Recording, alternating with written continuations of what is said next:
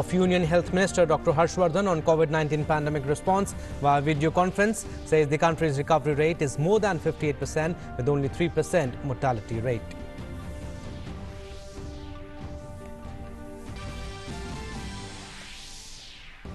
PM Modi addresses 90th birthday celebrations of the Most Reverend Dr. Joseph Mar Thoma, Metropolitan via video conferencing today.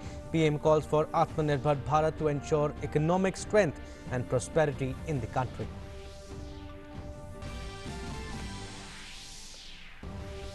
Recovery cases exceeds the total number of active cases in the country by over 98,000, improves more than 58%.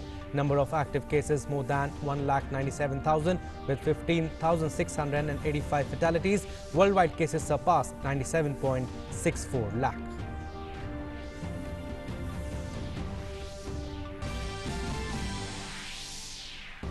Swarms of locust clouds over vast areas of Gurugram likely to spare Delhi. Strong winds aids the faster movement of the locust.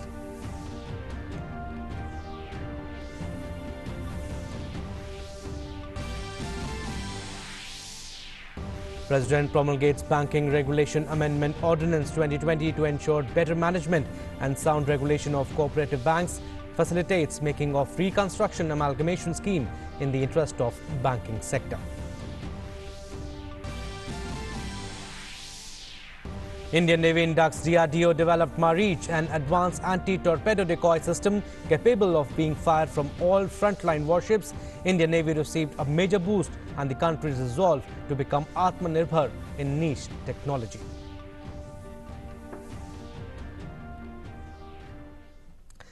Namaskar, I'm Abhishek Mahajan. Our top story, group of ministers meeting under the chairmanship of Union Health Minister Dr. Harshvardhan on COVID-19 was held today through video conferencing.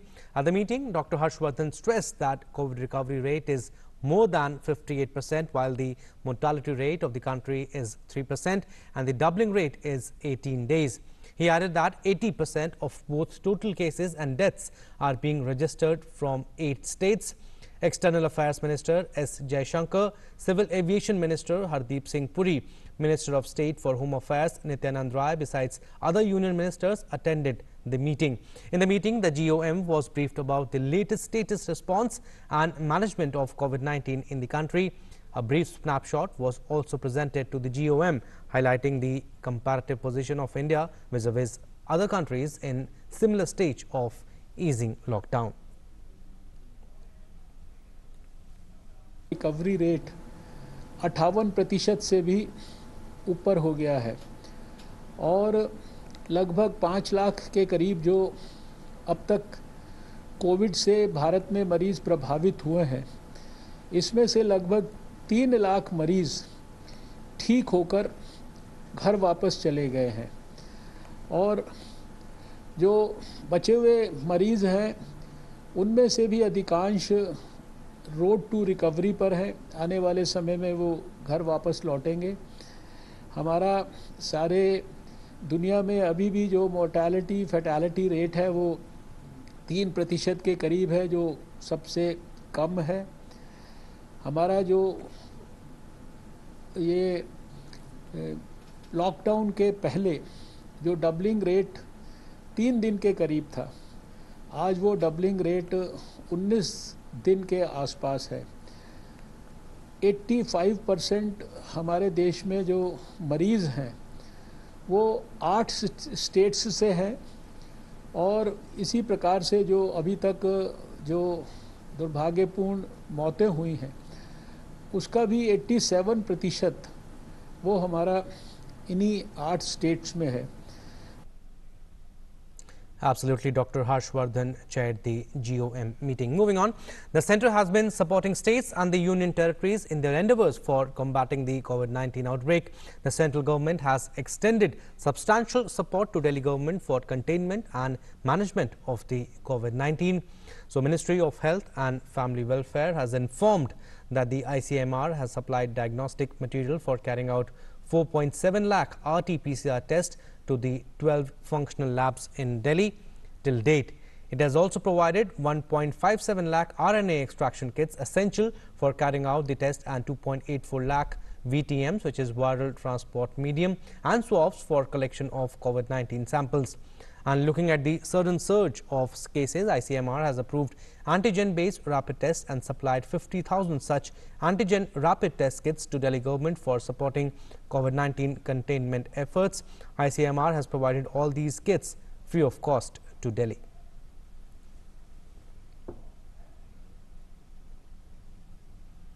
Ministry of Health and Family Welfare has meanwhile revised the clinical management protocol for COVID-19 patients. It has now allowed dexamethasone as an alternative medication for the treatment. Dexamethasone is a steroid which can be used for treating moderate and severe COVID patients in need of oxygen support who experience excessive inflammatory response.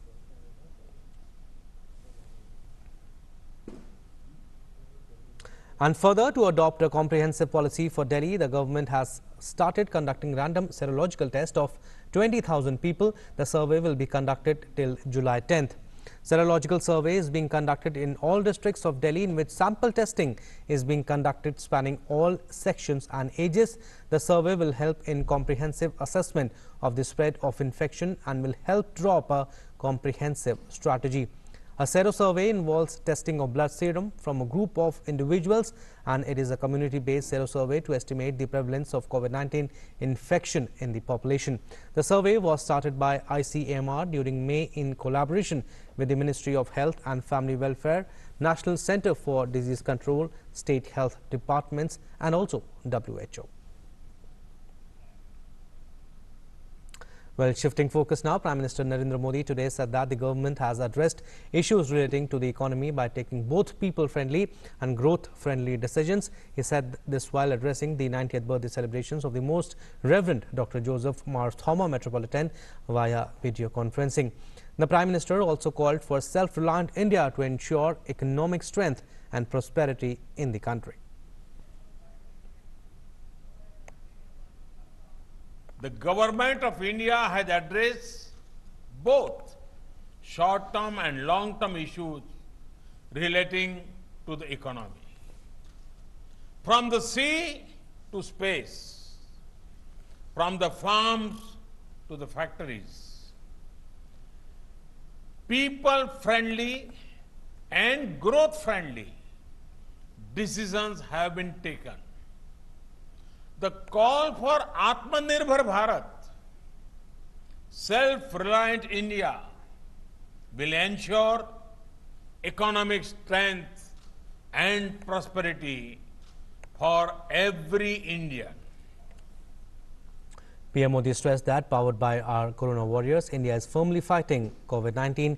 He added that, contracting to the predictions by some people that the impact of the virus in India would be very severe, India worked hard and is now better placed than many other nations. You will be happy to know that, powered by our Corona warriors, India is firmly fighting COVID-19. Earlier this year, some people had predicted that the impact of the virus in India would be very, very severe. But due to lockdown and many initiatives taken by the government, as well as a people-driven fight, India is much better placed than many other nations. And also the Prime Minister urged people to remain even more careful now. He appealed to everyone to keep wearing masks, maintain social distancing norms and avoid crowded places. We have to be even more careful now. Wearing masks, social distancing, 2 गज की दूरी, avoiding crowded places, regular hand washing. These remains important. Dr. Joseph Marthoma appreciated the centre's and state government response in tackling the COVID situation and also applauded the efforts of police and health workers in action to curb the spread of the virus. the excellent work that the state government and especially the health department and the police have done is commendable. And also, the benevolence of the central government is also commendable. Very happy that he is very bold to lead and capable to lead India for a better future. Appreciating the government there. Moving on, the BJP continues its virtual campaign across the country with party leaders addressing the people in different parts of the country, highlighting the achievements of the central government in the past 1 year. In the series, Union Minister Narendra Singh Tomar today addressed the Punjab Jan Samvad virtual rally through video conferencing. The minister slammed Congress government for betraying the people of Punjab. He alleged that the Congress government in Punjab has shattered the state's economy, pushing it towards bankruptcy. न तो किसानों का कर्जा माफ हुआ, न बेरोजगारी दूर हुई और न पंजाब नशे से मुक्त हुआ। और मैं यह कहूं तो किसी को अतिशयोक्ति नहीं होनी चाहिए कि इस कांग्रेस की सरकार के कार्यकाल में पंजाब कंगाली की ओर जा रहा है, पंजाब बदहाली की ओर जा रहा है, पंजाब में भ्रष्टाचार चरम पर बढ़ रहा है और पंजाब देश का जो सिरमौर राज्य हुआ करता था वह विकास की दौड़ में आज देश में पिछड़ रहा है। इसके लिए कांग्रेस की सरकार पूरी तरह से जिम्मेवार है। The central government's Vande Bharat mission continues successfully. A special Air India flight for repatriation of stranded Indian nationals today left from Paris Charles de Gaulle Airport for Kochi, Kerala. 248 Indians, including foreign fans from Europe, Latin America, Iceland and Caribbean, are on board the special flight. And also a batch of 169 Indians left the Hazrat Shah Jalal Airport at Dhaka for Delhi around noon time today. The passengers on the flight include residents of states like Karnataka, Rajasthan, West Bengal, Tamil Nadu, Uttar Pradesh, among many others. The evacuation of Indian nationals from Bangladesh started on May 8th, and since then 4 flights each has left for Srinagar and Delhi, 3 for Kolkata and 1 each for Chennai, Mumbai and Ahmedabad from Dhaka, carrying Indian nationals stranded in Bangladesh due to corona pandemic. And with this flight, close to 2,300 people have been evacuated from Bangladesh by flight to India. Another flight is likely to operate on 3rd July to evacuate Indian nationals willing to go back to India from Bangladesh. And the next phase of Operation Samudra Setu for repatriating Indian nationals is in full swing. The Indian Navy ship INS Jalashwa evacuated 687 Indian nationals from Iran and will reach Tuticorin today. Before boarding, medical checkups of all the passengers were thoroughly done. All basic amenities and medical facilities were provided to evacuees during the sea passage. And this is the 6th voyage by Indian Navy ships as part of Samudra Setu program to bring back Indian nationals from neighboring country. Indian Navy has already repatriated 3,992 Indian nationals who were stranded abroad as part of Operation Samudra Setu. And on to some other big news we are tracking at this hour. Swarms of crop-destroying desert locusts attacked Gurugram, covering the sky near the cyber hub area of Gurugram today. These are the visuals that we are showing you. The dark cloud of locusts, however, touched the Delhi-Gurugram border but did not enter the national capital.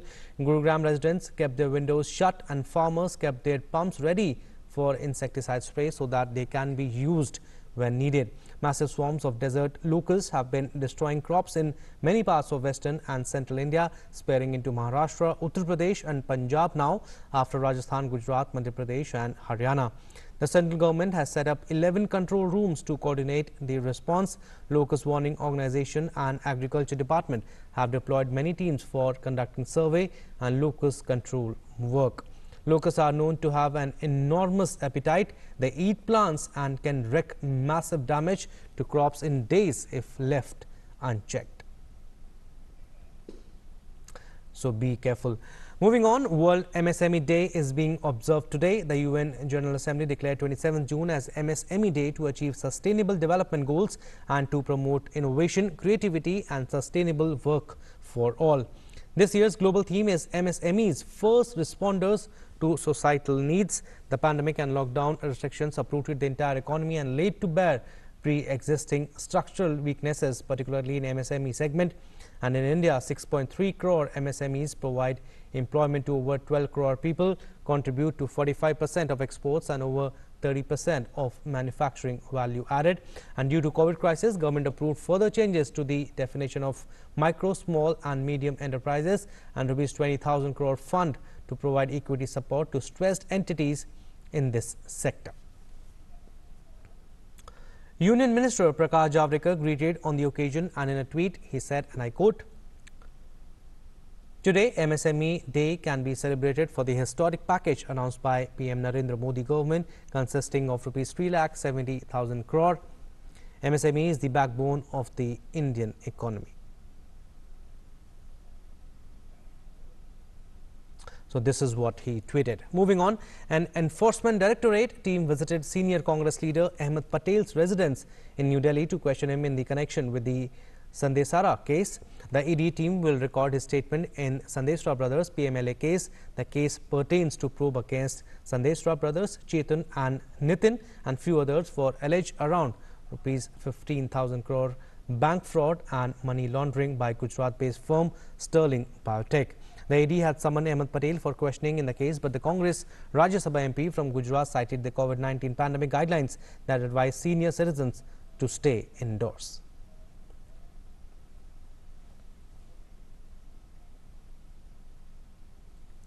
And in pursuance of the commitment to ensure safety of depositors across banks, President Ramnath Kovind has promulgated the Banking Regulation Amendment Ordinance 2020. The ordinance amends the Banking Regulation Act 1949 as applicable to cooperative banks. The ordinance seeks to protect the interest of depositors and strengthen cooperative banks by improving governance and oversight by extending powers already available with RBI to cooperative banks as well. The amendments do not affect existing powers of the state registrars of cooperative societies under state cooperative laws.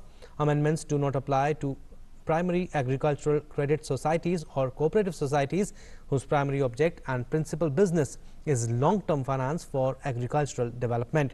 The ordinance also amends Section 45 of the Banking Regulation Act to enable making of a scheme of reconstruction or amalgamation of a banking company for protecting the interest of the public, depositors and the banking system.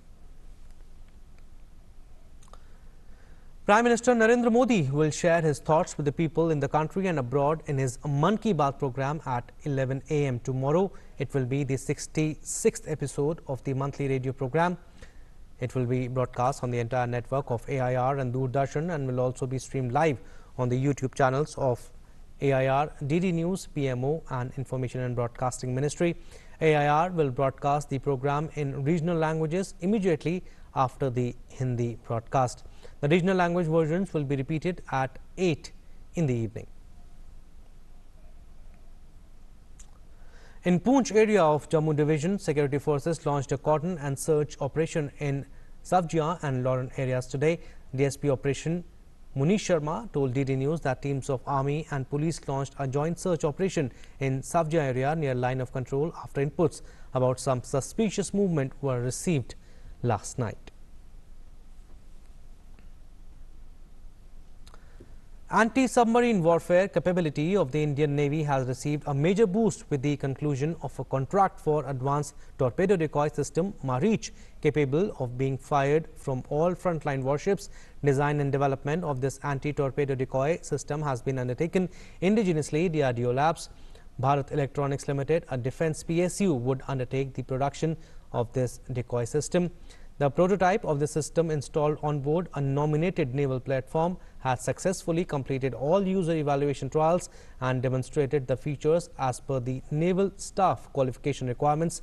This induction not only stands testimony to the joint resolve of the Indian Navy and DRDO towards indigenous development of defense technology, but has also given a major fillip to the government's Make in India initiative and the country's resolve to become Atmanirbhar in niche technology. Let's now take a look at the global COVID-19 update. At the global level, the number of confirmed COVID-19 cases has exceeded 97.78 lakhs with over 4.93 lakh fatalities.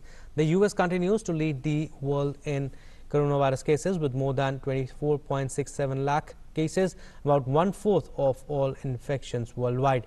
The US is also the world leader in COVID-19 deaths with nearly 1.25 lakh deaths. Brazil is the second most infected country of the world with 12.74 lakh cases, while Russia stood at the third position with 6.19 lakh cases.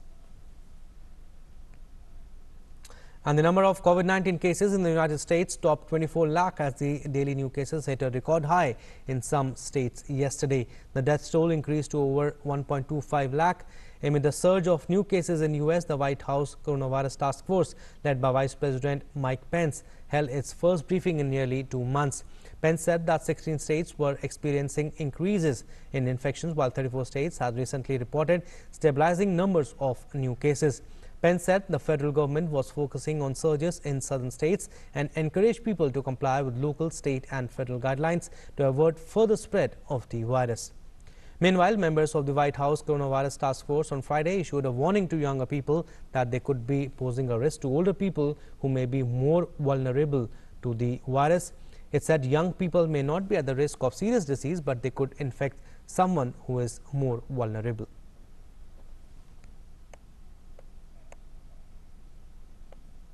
The World Health Organization has said that it needed more than $30 billion over the next year to develop and produce COVID-19 tests, vaccines and other treatments. Renewing its call on Friday for global collaboration against the pandemic, the WHO said $3.4 billion had been contributed for the coalition so far, leaving a funding gap of $27.9 billion. Of that, $13.7 billion was urgently needed. The WHO is working with the large coalition of drug development funding and distribution organizations under what it calls the ACT Accelerator Hub. It aims to scale up delivery of 2 billion vaccines doses, including 1 billion to be bought by high and middle income countries by the end of 2021. So yoga is the mantra for healthy life. Our correspondent Kiran Bhardwaj spoke to Dr. Mantu Saha about how yoga benefits our lives.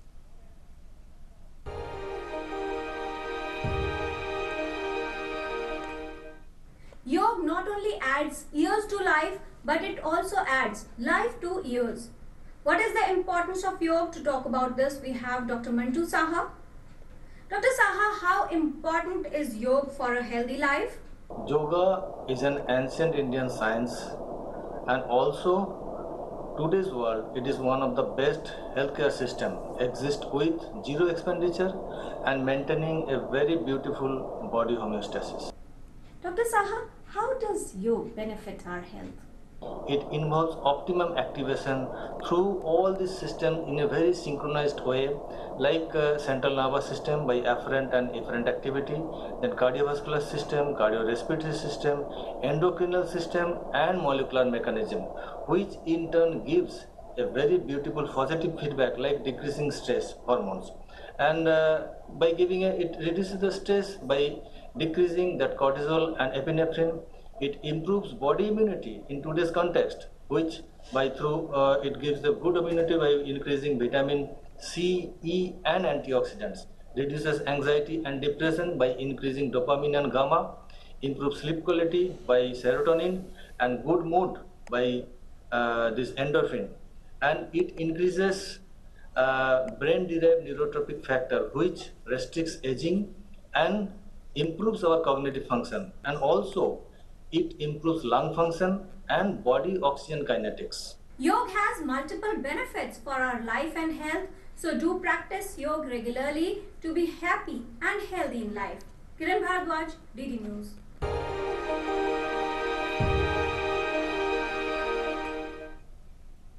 Indeed, a foundation for a healthy life. Well, that's all we have in this news bulletin. Stay tuned for more news and updates. Namaskar.